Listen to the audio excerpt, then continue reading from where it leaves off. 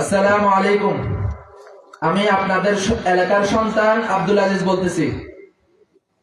আমাদের আজকের মতো লজ্জা বাগানবাজার ইউনিয়নের জন্য ইতিহাস হয়ে থাকবে।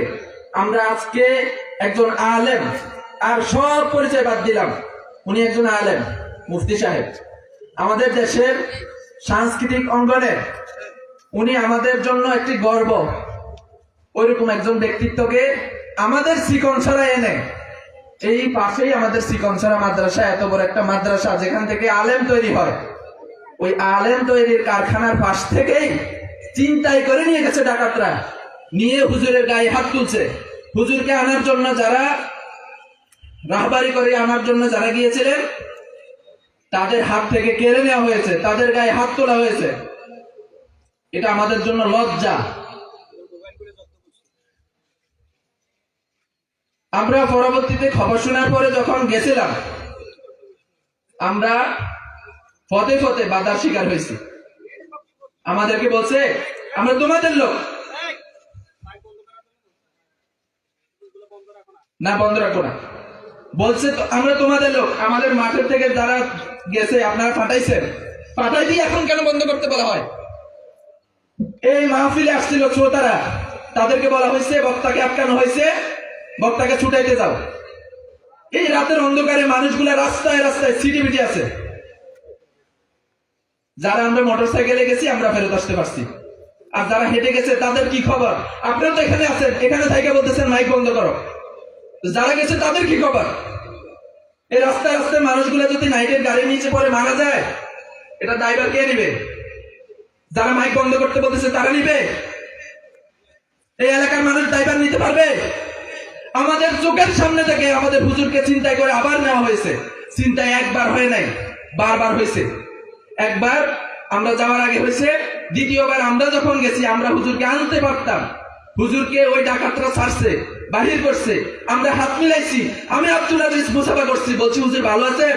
হুজুরের মধ্যে ভালো আছি আলহামদুলিল্লাহ কথা বাইর হয় নাই, কারণ ভালো রাখার মতো অবস্থা তারা রাখে নাই, ভালো আছি বলার মতো অবস্থা তারা রাখে নাই। আমরা ভাবছি আমাদের সাথে প্রশাসনের বাইরে আসছে।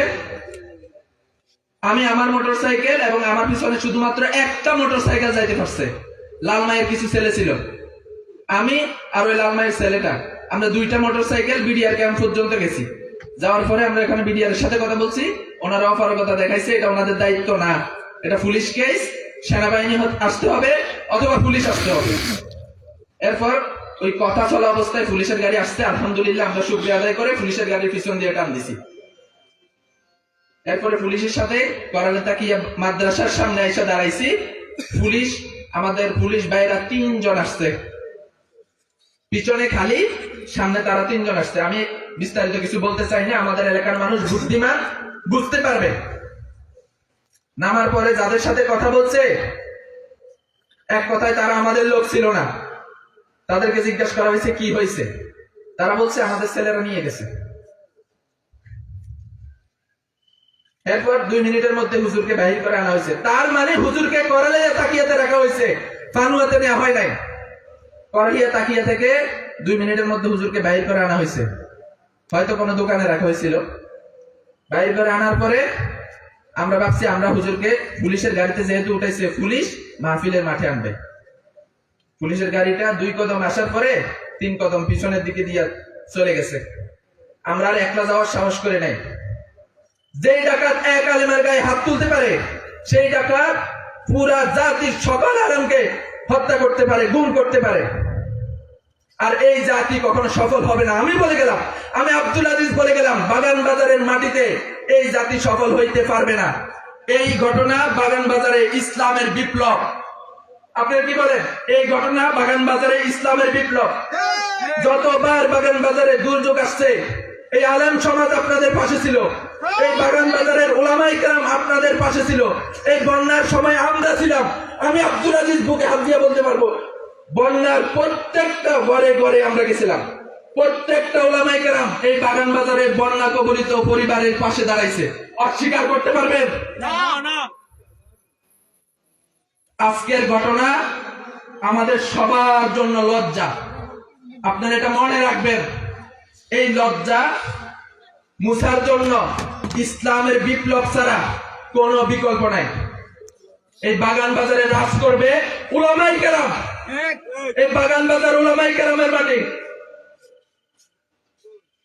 কোন ইসলামের শত্রু বাগান বাজারে আর মাথা ছাড়া দিয়ে উঠতে পারবে না।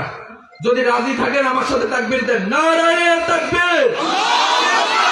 ইসলামের শত্রুরা নারায়ে তাকবীর।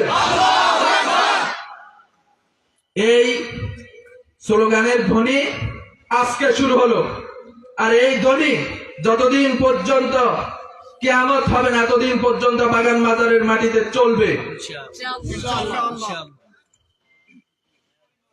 এখন আপনাদের কাজ শুধুমাত্র একটা, যেহেতু প্রশাসনের হাতে আমাদের হুজুর গেছে, আপনারা এখন শুধু দোয়া করবেন যাতে হুজুরকে নিয়ে কোনো রাজনীতি করা না যায়। এখন আর হুজুরের গায়ে হাত তুলবে না, আপনারা এটা নিশ্চিত থাকেন। প্রশাসন হুজুরকে নিয়ে গেছে, এখন আপনারা দোয়া করেন হুজুরকে নিয়ে যাতে কোনো রাজনীতি না হয়। আর আমরা হুজুরকে এই স্টেজে দেখতে চাই, এই চেয়ারে বসে হুজুর যদি আগামীকালকে সকালও হয়, সকালে সূর্য ওঠার পরে আমরা আবার হুজুরকে এই চেয়ারে বসাইয়া হুজুরের মুখ থেকে যে ওয়াজগুলো শোনার ছিল আমরা ওগুলো শুনতে চাই, এটা আমাদের দাবি। আর যদি শুনতে না দেয় তাহলে ওটা আল্লাহ ফয়সালা।